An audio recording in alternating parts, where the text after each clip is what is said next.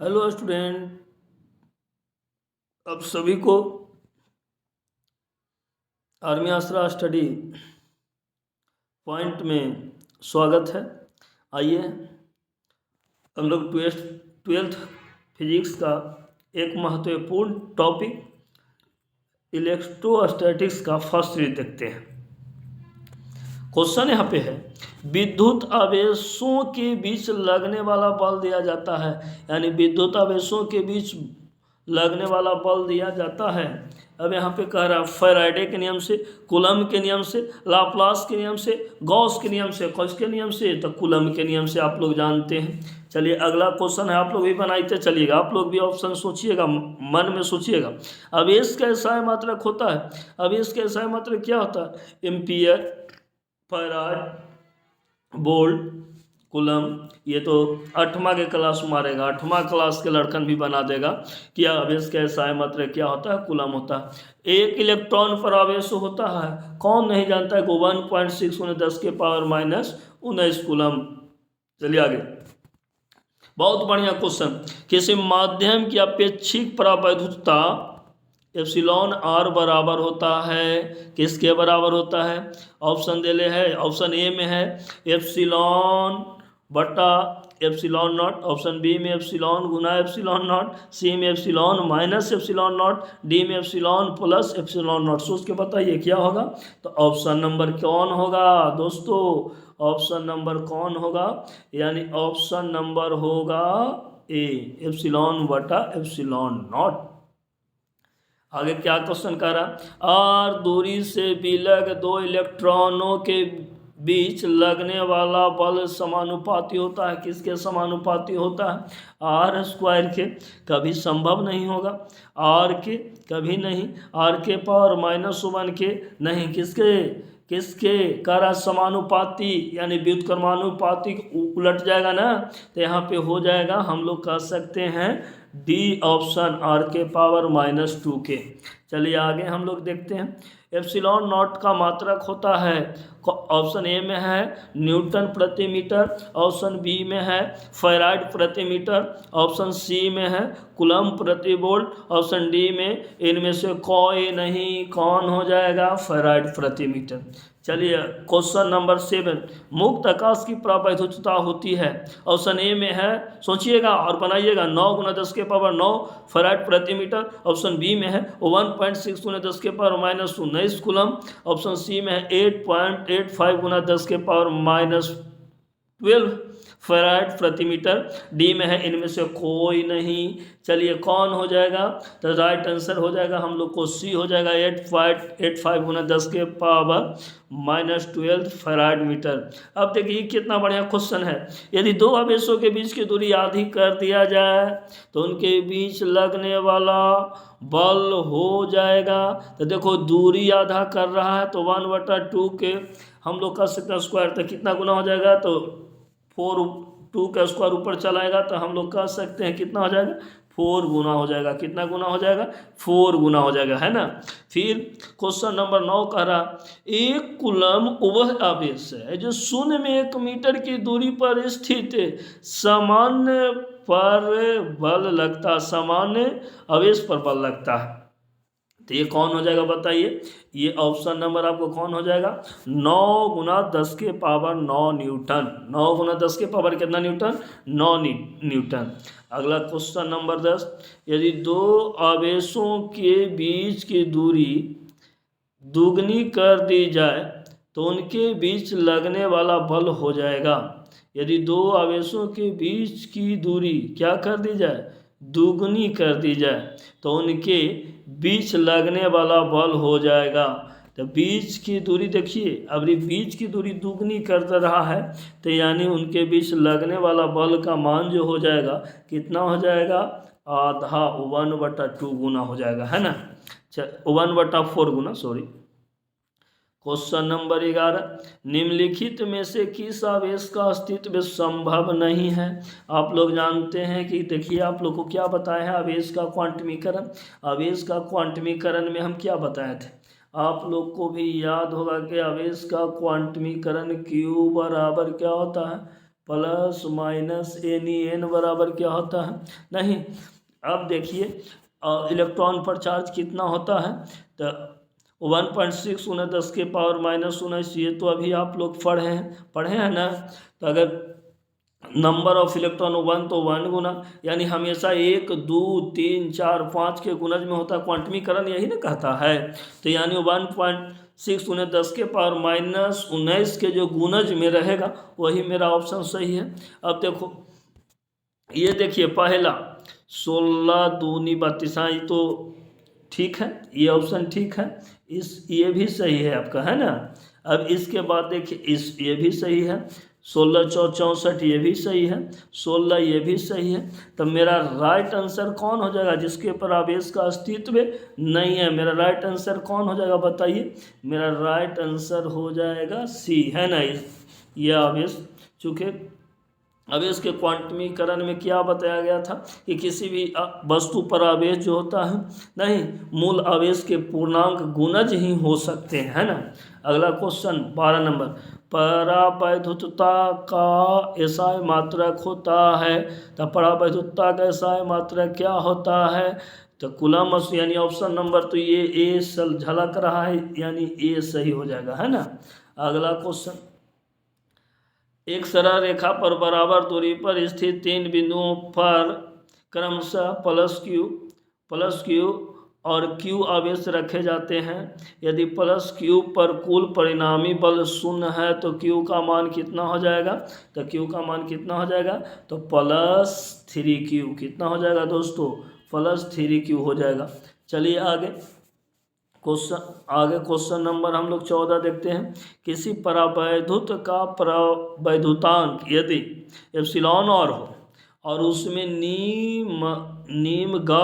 निमग्न 2 बिंदु आवेशों के बीच क्रियाशील बल F हो, तो परावैद्युत को हटा देने पर उन दोनों आवेशों के बीच क्रियाशील बल का मान क्या हो जाएगा, ऑप्शन नंबर क्या हो जाएगा, ऑप्शन नंबर आपको हम लोग कह सकते हैं कि ऑप्शन नंबर कितना हो जाएगा, बी सही हो जाएगा, नहीं, यानी ऑप्शन नंबर कितना हो जाएगा, बी हो जाएगा। एप्सिलॉन क्या हो जाएगा, बी हो जाएगा, एप्सिलॉन और एफ, याद कीजिएगा, क्वेश्चन थोड़ा सा बड़ा है।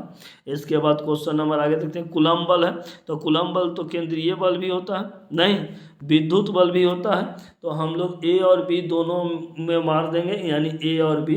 कभी कभी किताब विद्युत बल भी खाली देता है, लेकिन हम लोग ए और बी दोनों में मारकर चलेंगे, है ना।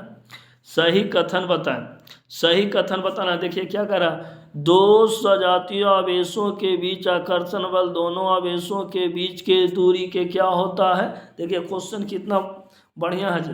क्वेश्चन कह रहा है 2 आवेशों के बीच आकर्षण बल दोनों आवेश के बीच की दूरी के व्युत्क्रमानुपाती नहीं होता, दूरी के वर्ग नहीं, तो यानी ये तो रॉन्ग हो जाएगा। अगला क्वेश्चन क्या कह रहा है, अगला ऑप्शन आपको बता रहा है कि 2 सजातीय आवेशों के बीच आकर्षण बल दोनों, तो देखिए जब सजातीय आवेश है तो वहाँ पे आकर्षण बल तो लगेगा नहीं, तो मेरा दूसरा ऑप्शन भी क्या हो जाएगा, गलत हो जाएगा। नहीं, सजातीय आवेश क्या होता है, विकर्षण प्रतिकर्षण बल लगेगा। ऑप्शन नंबर सी में क्या कहता, 2 सजातीय आवेशों के बीच का प्रतिकर्षण बल, 2 सजातीय आवेशों के बीच के प्रतिकर्षण बल दोनों की दूरी के वर्ग के व्युत्क्रमानुपाती होता है। यानी मेरा राइट आंसर यही मिल गया, यानी क्या आंसर है, 2 सजातीय आवेशों के बीच का प्रतिकर्षण बल दोनों आवेशों के बीच के दूरी के वर्ग के क्या होता है, व्युत्क्रमानुपाती, यानी राइट आंसर आपका सी हो जाएगा। राइट आंसर क्या हो जाएगा, सी हो जाएगा। अगला क्वेश्चन देखिए एकदम डायरेक्ट, एक आवेशित चालक की सतह के किसी बिंदु पर विद्युतीय क्षेत्र की तीव्रता होती है, क्या होती है, बताए थे क्या होती है, बताओ। ए में 0 होती है, बी में सतह के लंबवत होती है, सी में सतह के स्पर्शीय होती है, बताइए कौन होगा। तो ऑप्शन नंबर बी आपका सही हो जाएगा, सतह के लंबवत। बहुत बार ये क्वेश्चन पूछा है, बहुत VVI क्वेश्चन, बहुत बार ये क्वेश्चन पूछा है भाई। चलिए क्वेश्चन नंबर आगे, यदि गोले पर आवेश 10 माइक्रोफैराड हो, कह रहा यदि गोला पर आवेश कितना है 10 माइक्रोफैराड, तो उसके सतह पर विद्युतीय फ्लक्स का मान होगा। तो देखिए थोड़ा सा न्यूमेरिकल है, तो इसको कैसे बना दिया हम लोग। गॉस के प्रमेय से क्या जानते हैं कि गॉस के प्रमेय से जानते हैं कि फाई बराबर जो होता है क्यू बटा एप्सिलॉन नोट। चूँकि गॉस क्या कहा था कि किसी बंद तल से होकर गुजरने वाले कुल विद्युत फ्लक्स का जो मान होता है उसके अंदर उपस्थित कुल आवेश का 1 बटा एप्सिलॉन नॉट गुना होता है। तो देखिए कैसे बनाना है। यहाँ पर आवेश का मान कितना देना है 10 कूलम दे देना है। एप्सिलॉन नॉट का मान तो आप लोग जानबे करते हैं कि 8.85 गुना 10 के पावर -12, उससे क्या कर देना है भागा देना है। भागा देने के बाद यहाँ पर देखिए पाई है ना, भागा देने के बाद जितना मान आएगा ये आपका ऑप्शन नंबर बी आएगा। देखिएगा जितना आएगा नहीं, अब पाई का यहाँ मान जोड़ल है, आप उतना से क्या कीजिएगा, आप आराम से हल कीजिएगा तो आपका राइट पाई का मान कितना होता है आप लोग जानते हैं ना 3.14। और इसके बाद हल करके आप लोग राइट ऑप्शन निकाल लीजिएगा तो आपका ऑप्शन नंबर कितना आ जाएगा, बी आ जाएगा 36 पाई गुने 10 के पावर 4। पहले क्या करना है गॉस के प्रमेय से क्या लिख लेना है, फार्मूला लिख लेना है। आवेश कितना दिले है 10 माइक्रो कूलम दिले है। माइक्रो में पता माइक्रो का मान कितना होता है तो 10 गुना 10 के पावर -6 कूलम हो जाएगा। और नीचे भाग उसमें कितना देना है 8.85 से, और भाग देने के बाद हल कीजिएगा तो उसका मान जो आएगा आपको कितना आएगा 36 पाई गुना 10 के पावर 4 न्यूटन मीटर स्क्वायर आ जाएगा।